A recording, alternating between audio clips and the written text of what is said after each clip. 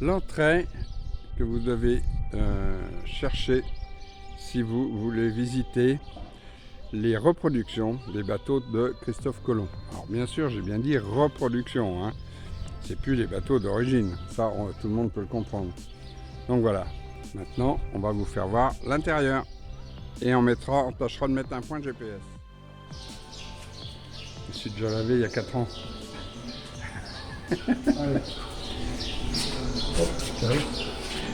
Donc toute une salle à visiter avec les explications et le matériel d'époque.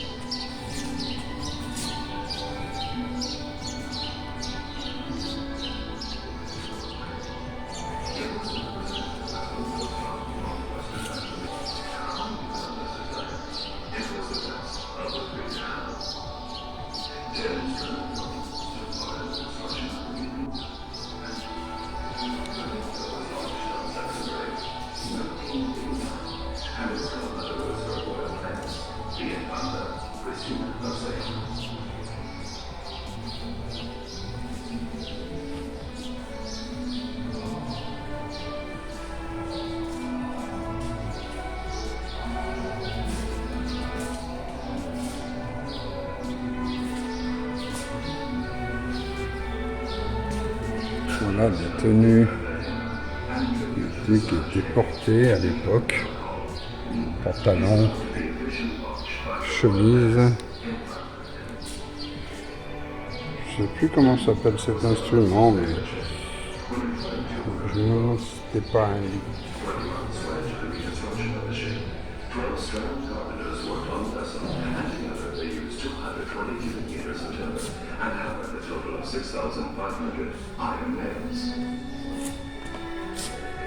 Les arbalètes, les arquebuses, ainsi que l'épée bien sûr. Ne pas oublier qu'il faisait tellement de mal quand on l'a recevé dans le ventre. Très belle armure.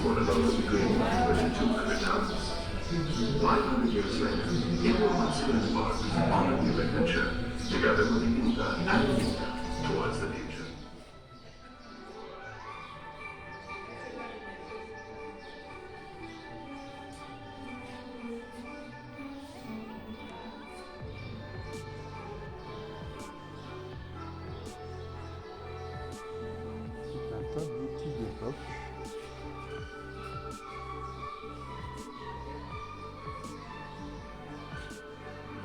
Ça se connaît encore, Tosquin, Rabot, Maillet, Vrille, tout ça on utilise encore.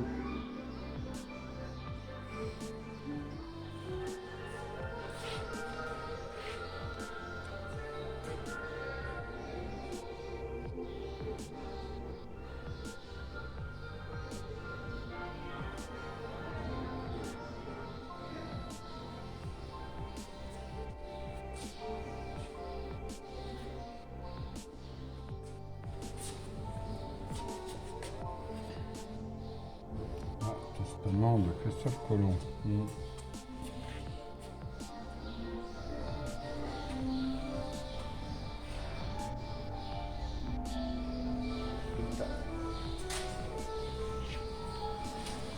La Pinta. Une réplique, bien sûr. Hein. Sinon, c'était un petit peu petit pour tous les mettre dessus.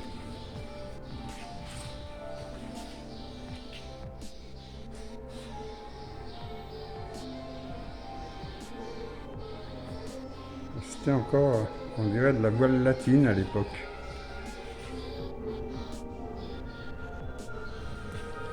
Voilà, voilà.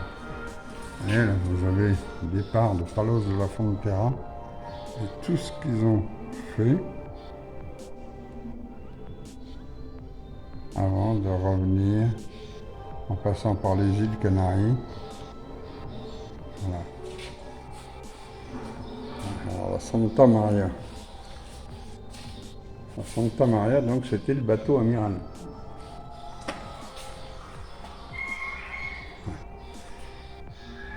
Et là, c'était plus de la voile latine. La Mina.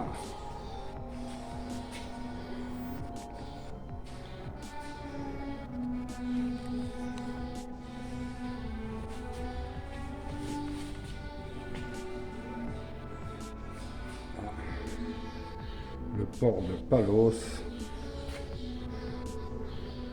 Évidemment, ça n'a plus rien à voir avec ce qu'on peut voir actuellement. Mais ce qui n'empêche que en 1492, il faisait largement aussi bien, voire mieux que nous, avec beaucoup moins de moyens. Alors ça devait être des sondes pour connaître la profondeur, je crois. Je suis pas sûr. Si quelqu'un le sait, ce serait bien qu'il nous mette un commentaire et qu'il nous le dise. Le pilote, donc le navigateur en gros, hein. Christophe Colomb, Christopher Columbus.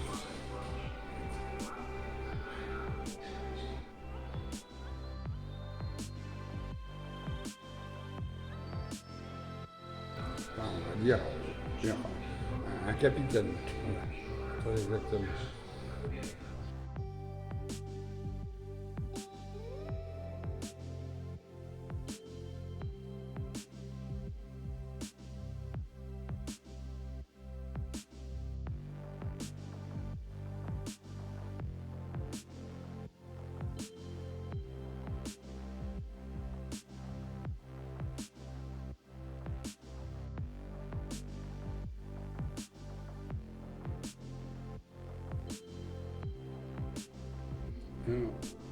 Bon, je pense que c'est une reproduction de la carte. Ça m'étonnerait que ce soit la carte d'origine, mais enfin c'est possible. Hein.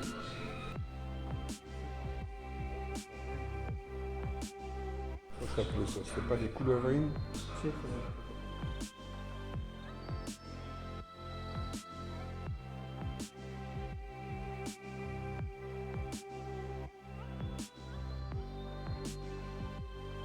Bon, évidemment, à côté de nos exocètes, maintenant, ça paraît un peu faiblard, mais bon, à l'époque, ça coulait un bateau. Hein. Et voilà, les trois reproductions, mais à grandeur réelle, hein, à échelle réelle, hein, des bateaux qui ont traversé l'Atlantique pour découvrir l'Amérique. Oh,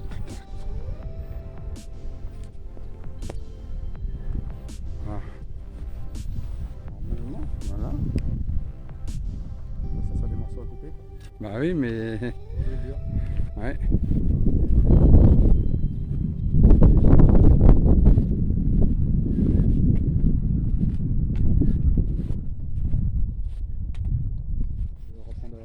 Normal. Voilà, je remets... Ah, c'était même pas fermé, hein. La couchette est en dessous.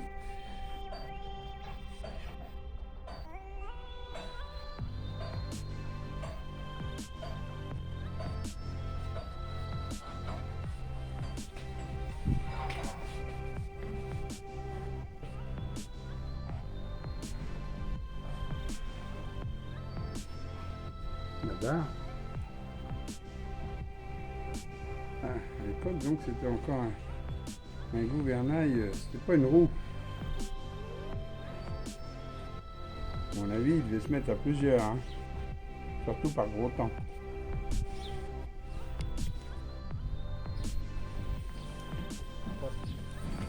Hop. Oh, ça va aller. C'est...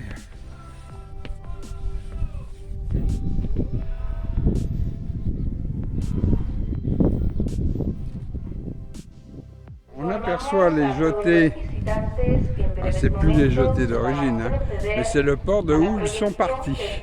Alors le pont n'existait pas à l'époque, bien sûr, il n'aurait jamais pu passer sinon, mais voilà, c'est de là dont sont partis les 3 navires pour l'Amérique.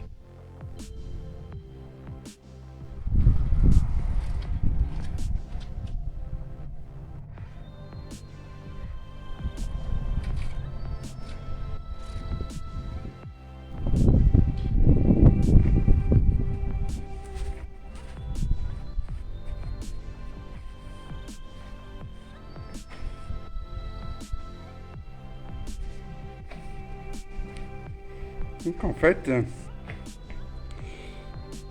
le pont c'était pas fermé. Ils étaient en plein vent. Ils étaient en plein vent.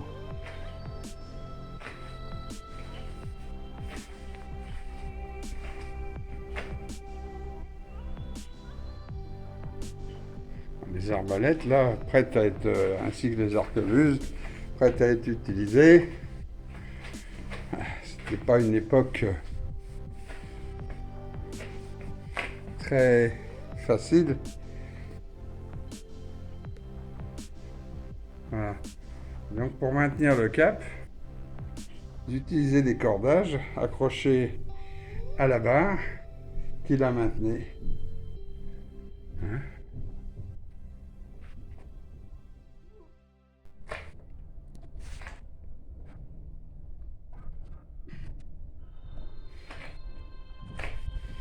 Là, ça servait de réserve. Je présume que c'était également la cambuse de la cuisine, on va dire, hein, mais qui s'appelle cambuse sur un bateau de l'époque. Hein. C'était réduit à la plus simple expression parce que bon, voilà. Je vous rappelle que comme nous en camping-car, plus on met de choses et plus c'est lourd. Voilà. Alors là, on est dans la cabine du capitaine et chef d'expédition, donc ce doit être la cabine de Christophe Colomb. Vous voyez que c'était quand même rustique, hein, le lit, le bureau pour lire les cartes, voilà, et tout le matériel.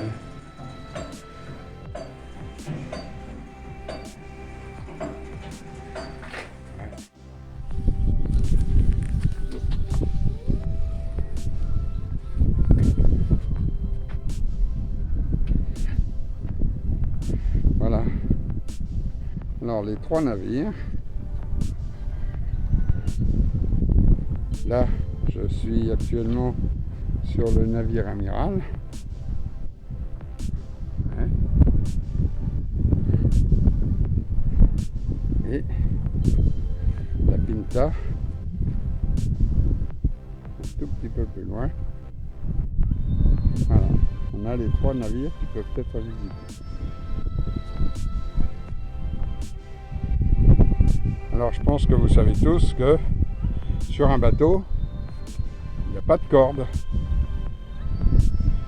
C'est des filins.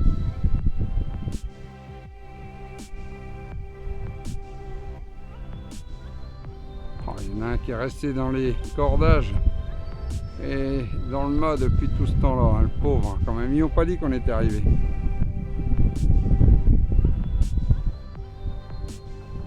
Je serais... Voilà.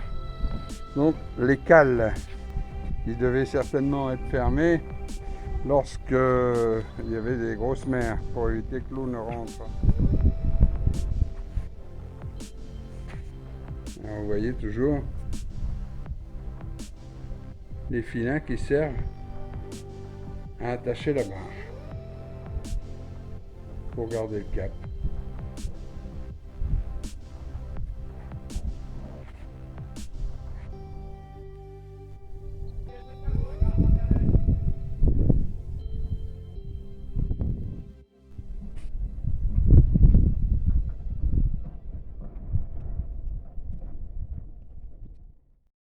Donc le El Nina est le plus petit des 3 bateaux. Voilà, un aperçu du matériel qu'on pouvait trouver sur les bateaux lorsqu'ils sont partis. Alors bon, les charrettes, tout ça. Alors ça laisse supposer effectivement qu'ils avaient emmené des chevaux ou des ânes ou quelque chose comme ça pour pouvoir tracter ces charrettes une fois sur place. Parce que bon, je ne pense pas que c'était tracté par des hommes, ça m'étonnerait quand même, hein.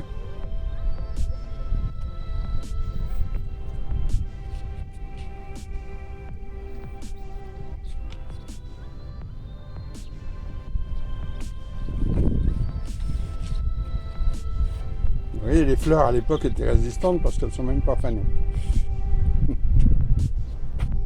Ah oui, oui, ben voilà. Ouais. Voilà un exemple de tout ce qui était nécessaire d'emmener, hein, de la viande bien sûr, hein, donc des petits animaux, des fruits, de tout, de l'eau, du vin. Et ben voilà. Bien sûr, c'est une réplique, hein, c'est pas bon, mais voilà, effectivement, donc il y avait bien des chevaux dans l'expédition, avec une forge, à moins que la forge n'ait été utilisée ici au port pour fabriquer certaines choses et emmenée pour après. Parce que le four, évidemment, ils n'auraient pas mis un four sur le bateau, hein. Ouais, le four c'était pour faire le pain. Mais je pense pas qu'il y avait un four sur le bateau. Après, ils doivent se débrouiller comme ils peuvent avec ce qu'ils ont. Ah, il a cassé des rayons, là, hein.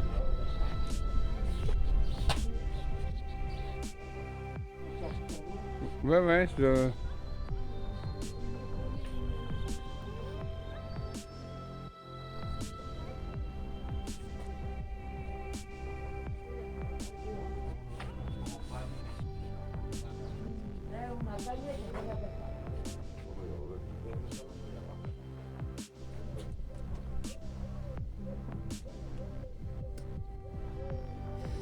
Une vue des 3 bateaux.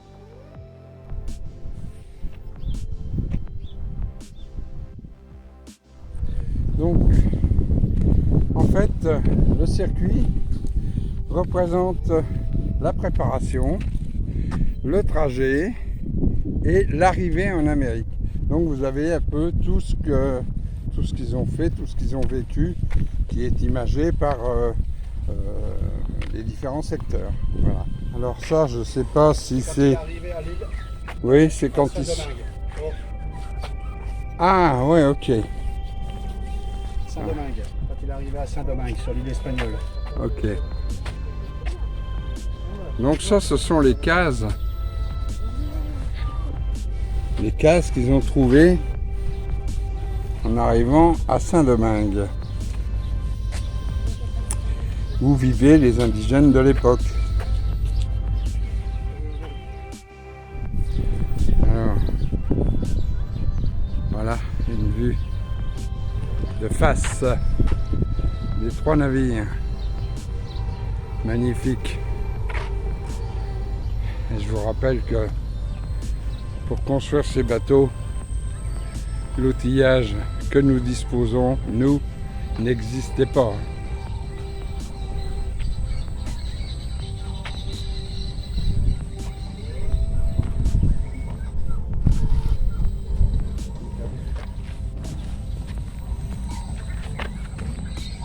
Voilà. Ça, c'est à peu près ce qu'ils ont trouvé en arrivant.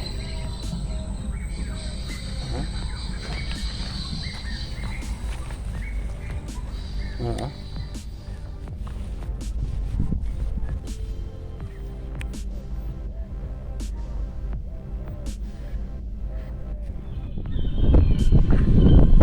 Ah oui. Ah, des temps. Ils n'hésitent pas, hein.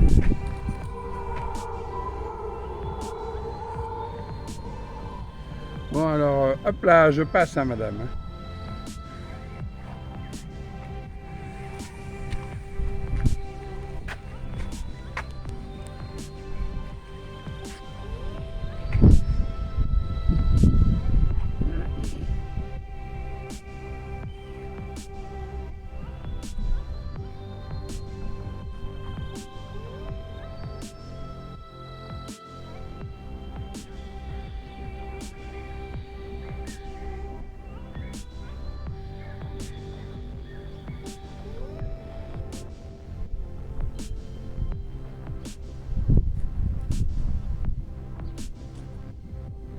parce qu'elle fait cuire un lézard.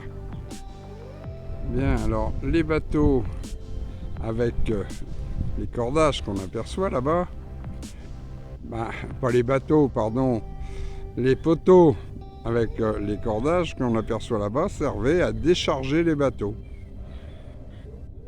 Vous avez une barque, une réplique ou je sais pas, bref, de l'époque de Christophe Colomb.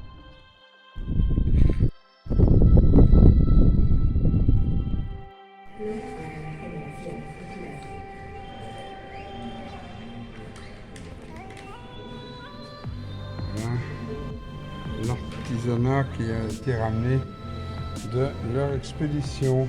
Enfin, une partie, bien sûr.